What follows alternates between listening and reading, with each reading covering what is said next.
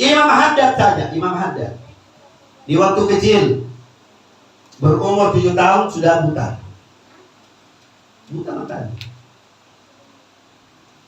Nggak pernah ninggalin sholat sunnah. Sholat sunnah apa saja, sholat sunnah yang dilakukan sama Nabi nggak pernah ditinggalin. Umur 7 tahun. Penghafal Quran lagi. Buta matanya, kok bisa hafal Quran? Itu istimewanya, karena ada batinnya yang dapat melihat. Kita di sini ya Allah. بشر فؤادك بالنصيب الوافي من قرب ربك. Mengenai ibadah kepada Allah harus betul-betul khusyuk di dalamnya. Karena kalau kita memegang ibadah itu dengan kehakikatan, dengan keseriusan, dengan kekhusyuan, derajat kita akan diangkat oleh Allah. Bahkan orang-orang yang telah meninggalkan ibadahnya, sholatnya, rukuknya, sujudnya, mereka tidak akan ada namanya cahaya dalam wajahnya. Sampai-sampai Junaid Al-Junaid itu kalau sudah ada panggilan azan di masjid, sudah ada di sana. Sebelum azan sudah ada di masjid. Tetapi ketika Junaid ini masih ada di tokonya, dia mau tutup toko itu sebelum azan, tiba-tiba ada langganan 1 orang. Ini ujian ya. Kalau kita di sini nggak peduli mau azan mau apa, nggak ada urusan.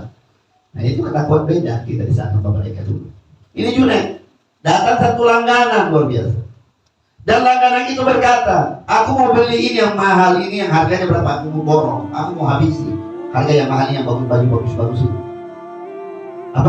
Suatu kayak seperti centongan itu kayak kaca-kaca itu. Cantik model. Aku mau beli banyak, aku mau borong. Katanya Junaid, tidak, aku tidak jual. Ini waktu sudah azan, sebelum azan aku masuk masjid. Karena istiqomah saya tidak pernah meninggalkan azan di dalam masjid. Selalu saya di dalam masjid baru azan. Baru kali ini ada yang menghalangi gara-gara barang yang mau diambil. Sudah ambil, berikan 1 belum azan, kok berikan cepat sebelum saya pergi. Kesel banget Junaid. Ketika dia kesal, dia lihat, dia ambil barang-barang mana yang kau mau. Yang mana ambil, yang ini. Oh yang ini barang ini betul-betul menjengkelkan, dibuang, dipecahkan, bikin kesel ini barang, setan ini barang. Gara-gara ini barang sehingga saya tidak dengarkan panggilan azan di masjid lagi. Barangnya dibuang. Kalau kita mana dibuang? Lewat azan, lewat takbiratul ihram, lewat berjamaah, sebentar besok bahaya. Kalau mereka dulu tidak ada mau ninggalin sholat berjamaah. Karena apa? Karena sholat ila sholat kafaratul baina idza talabal kabair. Karena antara sholat dengan sholat itu adalah ampunan bagi orang-orang yang melaksanakan ibadah. Di antara itu ada dosa-dosa di dalamnya, itu dapat mengampusi dosa-dosa itu. Lama baik nama izatan abal kabinat, tetapi beda dengan dosa kecil yang pun dosa besar tidak, khususnya itu. Makanya sholat. Kalau kita melakukan kemaksiatan apa saja, cepat-cepat bertobat. Jangan tunggu waktu. Jangan menunggu waktu bertobat, cepat-cepat. Karena ketika kita cepat bertobat, maka Allah langsung bersihkan jati dirinya, diampuni dosa-dosa. Kalau tidak, nauzubillah. Kalian juga kalau pergi keluar mana, pacaran begitu, terus bertobat. Jangan lakukan lagi pacaran. Pacaran, tobat, mana bisa? Itu baru kawai namanya. Kenapa? Karena yang ketika melakukan ibadah di hadapan Allah, melakukan munajat di hadapan Allah, maka semua terbuka hijabnya, satarnya terbuka di hadapan Allah sehingga dia melihat apapun yang dilihat. Makanya itu namanya Isra wal Mi'raj. Menghadap kepada Allah, dekat, tenang. Anda kalau mau tenang hatinya, Anda kalau mau tentram dalam ibadah, Anda tidak akan mengejar sesuatu kecuali Allah. Kalau Anda sudah rasakan nikmat dalam ibadah, ini yang saya katakan nikmatnya dalam ibadah. Sholat. Dia nyamuk yang gigi kita tidak terasa sakitnya, tidak ada, nggak ada nyamuk. Apapun yang melengket di dalam tubuh kita tidak terasa. Kenapa? Dia kepada Allah. Luar biasa. Imam Ali karamallahu wajhah, waktu panahnya di belakang, ingat kan sejarahnya? Panah di belakang. Kata Imam Ali, ya Husain, ya Hasan, kalau saya sholat nanti cabut panah itu di belakang saya. Gak usah dioperasi, gak pakai operasi. Kalau saya sholat baru cabut. Saking busuknya di hadapan, dia tidak rasakan cabutan anaknya satu demi satu kepada Sayyidina Ali bin Abi Thalib. Tidak ada masalah. Kalau kita jangan panah, nyamuk saja nyamuk. Gatal, banyak bergerak. Ini orang yang tidak meninggalkan sholatnya, takbiratul ihram dia tidak tinggalkan, jamaahnya tidak tinggalkan. Semua yang diperintahkan oleh Allah dari Muhammad tidak pernah ditinggalkan, sehingga dia dapat maghrib. Bahkan Sayyidina Umar, sejarah Sayyidina Umar, waktu dia tinggalkan sholat, dia tinggalkan takbiratul ihram, apa yang disedekahkan? Sawahnya. Saking takutnya berapa, dia sedekahkan sawah, karena tinggal takbiratul ihram. Sholat kan apa? Mencegah segala kemaksiatan, mencegah keburukan, mencegah kejahatan, mencegah kekejian, mencegah kejelekan dalam tubuh, zahir dan batin, dicegahkan semua dalam sholat. Bila sholat terpaksa dipaksa, mencegah. Kalau kita sholat, saya kasih wasiat ya, senakal-nakalnya apapun kita lakukan, sejelek-jeleknya apapun kita lakukan, mau minum, mau mabuk, mau apa saja, tapi jangan pernah tinggalkan sholat. Biar kau nakal bagaimana, biar kau mabuk bagaimana, tapi intinya jangan tinggalkan sholat itu saja. Sholat tidak boleh tinggalkan. Nah di situ sholat yang akan memberikan petunjuk dari Allah, yang akan diberikan hidayah oleh Allah ketika sholat. Tapi memang banyak cobaan. Hidup itu banyak cobaan. Waman muhafada ala sholat wal iqamah, barang siapa yang menjaga sholat dan iqamah antara maghrib dan isya, dijaga. Dua ini. Makanya kalau pulang dari masjid jangan pulang ke rumah dulu. Tunggu sholat isya. Tunggu di masjid saja. Istiqamah, zikir, baca Quran sampai waktu masuk isya. Baru setelah isya zikir rawatib, selesai itu baru pulang. Nah itu sempurna. Subhanallah, la ilaha illallah. Wa dzalika li'anna shalat fil mujama'ah tabtilu ala shalatil wahda bi 27. Karena memang beda salat berjamaah dengan salat sendiri. Kalau salat sendiri berapa dapat pahala sah? Kalau banyak berjamaah dapat pahala 27. Ada yang khusyuk di dalamnya, satu orang saja khusyuk. Semua tidak khusyuk, main-main, tendang musik-musik. Kan ada itu soal biasa, musik apa yang kecil.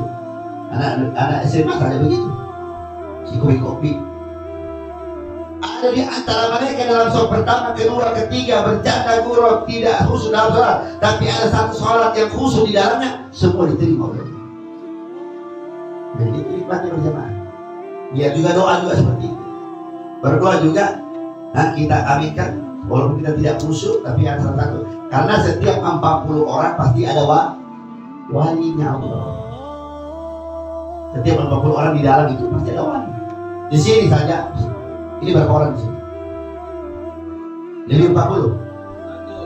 100. Pasti ada wali dua. Tidak tahu yang mana wali di sini, tidak tahu. Saya tidak tahu. La ya'rifu wali illa wali. Mungkin Darman wali. Jadi Tidak ada kalah. Karena orang-orang soleh itu memang luar biasa. Nggak pernah ninggalin soal ibadah kepada Allah. Orang soleh itu wajar. Makanya Imam Syafi'i berkata, kemarin saya katakan, Imam Syafi'i berkata 3 hal yang harus kita pelajari biar cerdas. Kumpul sama ulama, kumpul sama orang soleh, menjaga suatu ucapan. Yang disuruh diperintahkan kita untuk tidak pernah meninggalkan sesuatu yang baik, kumpul sama ulama, sudah selesai. Tidak ada lain. Paling nikmatnya, lezatnya, kalau Anda di Hadramut Yaman Selatan, Tarim, tahu bu, di Tarim itu kalau duduk begini ini kalau 6 menit 7 menit selesai ceramah. Di Tarim Habib Abdullah ceramah 4 jam, Habib Hasan Asyatri ceramah 8 jam, Habib Hasan Asyatri, Habib Salim Asyatri 4 jam, Habib Umar 1 jam, 2 jam, Habib ini 2 jam. Berapa semua? Itu berapa? 8, 4, 4, 2, 4 berapa? 20 jam ceramah para habaib. Tidak ada satupun yang bergerak gitu. Tidak ada satupun capek, tidak ada satupun khusyuk dengarkan ceramahnya. Kenapa? Yang dibawakan ceramah dia itu adalah hikmah luar biasa, cahayanya luar biasa. Nikmat rasanya, tidak mau lepas daripada ulama. Pandangan dipandang saja dapat rahmat, apalagi memeluk, apalagi mendengarnya perkataan mereka. Makanya kalau kita melihat murid daripada ini, karena pernah murid itu melihat ulama-ulama, pernah melihat wali-wali Allah. Anda beruntung. Anda melihat saya pernah melihat Habib Hasan, saya pernah melihat Habib Abdullah, saya pernah melihat Habib Abdul Qadir bin Ahmad Sikap Wali Kutub di Jeddah, saya pernah melihat ini. Semua saya lihat, Masya Allah, kalian lihat saya sama. Itu temurun namanya. Bersyukur. Makanya gunanya majelis taklim. Bukan artinya ini, memang begitu dalam perkataan para ulama. Anda senang cukup. Makanya ibadah itu penting. Jaga sholatmu sebelum disolat. Jangan buru-buru. Jangan cepat-cepat ibadah, jangan cepat-cepat sholat. Kayak ada dikejar utang.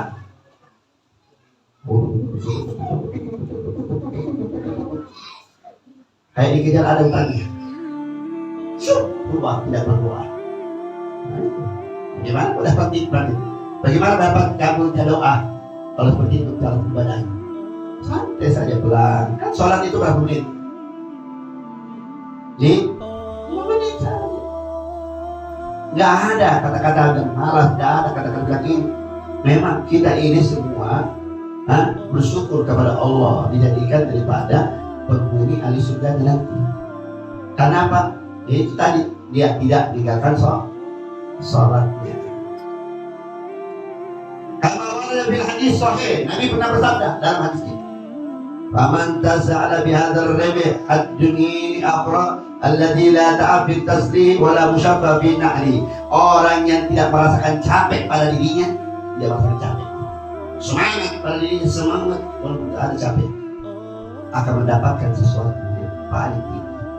Natijah yang paling tinggi, nilai yang paling bagus. Kalian ini mau dicatat yang baik kepada Allah atau kepada manusia? Mau mana? Pilih mana? Semua pasti kepada Allah. Mau dilihat, mau dinilai sama Allah, sama-sama Allah yang baik. Oh, si fulan sembahyang, Masya Allah, dia sholat karena saya, karena Allah. Ada yang sholat karena mertua. Dia ada. Ada tidak?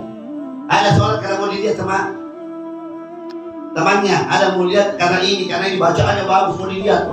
Hati-hati, itu membakar amal ibadah kita, menghanguskan semua amal ibadah kita. Makanya tidak boleh ada itu. Sifat-sifat yang kejelekan dalam hati dibersihkan dalam apa? Majelis taklim dalam ibadah. Ini nanti. Imam Haddad saja, Imam Haddad di waktu kecil berumur 7 tahun sudah buta. Buta. Gak pernah ninggalin sholat sunnah. Sholat sunnah apa saja, sholat sunnah yang dilakukan sama Nabi gak pernah ditinggalin. Umur 7 tahun penghafal Quran. Buta matanya, kok bisa hafal Quran? Itu istimewanya. karena ada batinnya yang dapat melihat. Kita di sini ya Allah, sehat jasmaninya, gemuk badannya, makannya banyak, kutu majelisnya, gurunya cepat datang, muridnya terlambat semua. Hadronya Masya Allah lebih besar, lebih cepat saya daripada hadronya. Ditunggu-tunggu dia datang-datang, berarti lebih alim hadronya. Tiap hari ini, kenapa tidak ada kesadaran, tidak tahu hikmah, tidak tahu apa banyak bagaimana menghargai seseorang, apalagi gurunya sendiri. Itu ibadah yang diberikan oleh Allah kepadamu. Bersyukur kalian ada di sini, bersyukur kalian duduk di sini, bersyukur kalian kumpul di sini. Tidak ada kalian dapatkan seperti ini, tidak ada. Pikir cari mana, tidak ada. Coba lihat orang di luar, tidak ada. Oh, tidak dapat ini. Hadis yang dibahas, satu hadis, Imam Haddad membahas satu hadis. Satu hadis dibahas sama Imam Haddad tentang ibadah, tentang sholat. Itu tafsirannya sampai berapa? 50 tafsir. 50 tafsir hadisnya kalau dibahas tentang sholat. Kita ini belum sampai, walaupun Isra Mi'rajnya kita tidak sampai, belum ada, nol. Padahal kita sering ibadah kalau di masjid 24 jam ada ibadah, 5 waktu ibadah, tapi masih nol kita dapatkan. Yang mana diterima? Wallahu a'lam. Yang mana diterima ibadah kita? Kita tidak tahu yang mana diterima. Mungkin sekecil ini yang kita lakukan diterima sama Allah, yang masukkan kita ke dalam surga. Atau kita menolak orang, nah, itu yang masuk ke dalam surga. Apakah sholat? Belum tentu sholat. Itu cuma jalannya menuju surga. Jalan dulu. Makanya orang-orang soleh itu dikatakan di dalam sholat kita, ihdina ila siratikal mustaqim, siratal ladzina an'amta alaihim ghairil maghdubi alaihim. Antum. Siapa yang kata? Minal anbiya was-siddiqin was-syuhada was-shalihin. Siapa di dalam situ? Para nabi. Minal anbiya was-siddiqin, orang-orang yang jujur bahasanya. Was-syuhada, orang-orang syahid dalam Allah. Dan orang soleh. Kalian masuk di tempat yang soleh aja, nggak usah minbiya, nggak bisa. Disiddiqin, nggak bisa. Dan syuhada, nggak bisa juga. Minas sholihin saja cukup. Masuk tempatnya orang-orang soleh, pandang orang soleh, senang bicara dengan orang soleh, dapat ilmu dari orang soleh. Sudah itu sudah cukup. Yang membawa kita nanti surga. Insya Allah. Jadi kalian jangan sampai tidak belajar, tidak mencari ilmu tentang sholat. Pelajari, biar tahu sholatnya rakaat begini, tahu pelajari yang mana makruh, mana mubah, mana haram. Belajar semua. Dalam wudhunya, dalam sholatnya, dalam sujudnya, dalam rukunya, tahu yang mana yang paling bagus. Tumaninah bagaimana, adab dalam ibadah kepada Allah bagaimana, pakaianmu bagaimana di hadapan Allah. Semua itu harus ada aturan.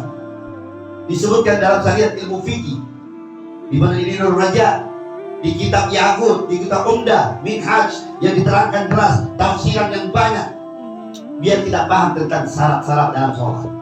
Itu penting karena kita tidak belajar. Makanya banyak orang di pondok pesantren itu belajar tentang itu. Ngapain orang pesantren? Mendingan jadi dokter. Ya udah apa-apa. Tidak dilarang jadi dokter, tidak dilarang jadi pedagang, tidak dilarang jadi orang senior, tidak dilarang jadi pejabat, tidak ada yang melarang. Semua bagus. Tapi dahulukan dulu tentang ilmu agama. Itu yang didahulukan biar kita paham, biar anak kita ajarkan nanti. Mudah-mudahan insya Allah kita semua istiqomah dalam ibadah. Kita semua insya Allah dijadikan orang-orang ahli ibadah. Ya, jangan pernah tinggalkan dalam ibadah. Amin ya rabbal alamin. Sampai di sini saja, tidak boleh panjang-panjang karena sholat